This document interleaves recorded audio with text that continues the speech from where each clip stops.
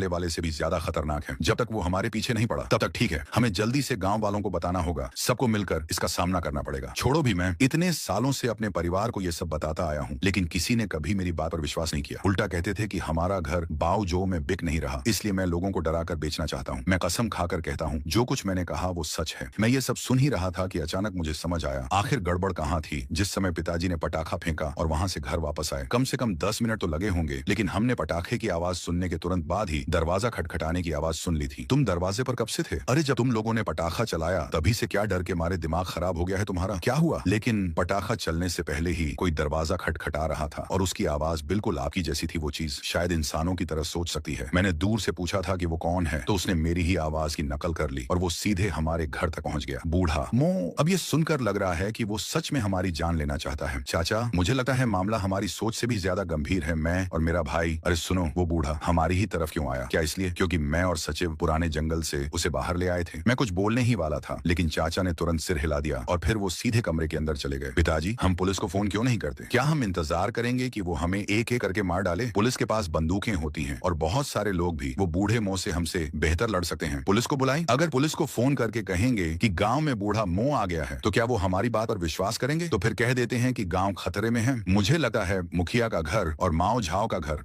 सब खत्म हो गया। हम झूठ नहीं बोल रहे, पुलिस भी इसे ऐसे ही नहीं छोड़ सकती। मैं बस यही कह रहा था कि तभी अचानक फोन की घंटी बज उठी। मैंने भी फोन उठाया। डोंगजी, सुना है आज तुम मुझे ढूंढ रहे थे? क्या बात है? अरे गांव के मुखिया जी, वो बूढ़ा मोचू और बूढ़ा लिंजी, हमारे तीनों लोगों ने उसे देखा है। लगता है बूढ़े झाओ के परिवार ने भी उसका सामना किया है। तुम लोग भी कमाल करते हो। मैं अभी अभी बूढ़े झाओ के घर से होकर आया हूँ। लोग तो आराम से घर में खाना बना रहे थे, लेकिन मैंने अभी तुम्हारे आंगन का दरवाजा खटखटाया था। वो स्थानीय जांच दल था। सुना है उधर सोने की खान मिली है, उसी की जांच के लिए टीम भेजी गई थी। मैं अभी अभी शहर से लौटा।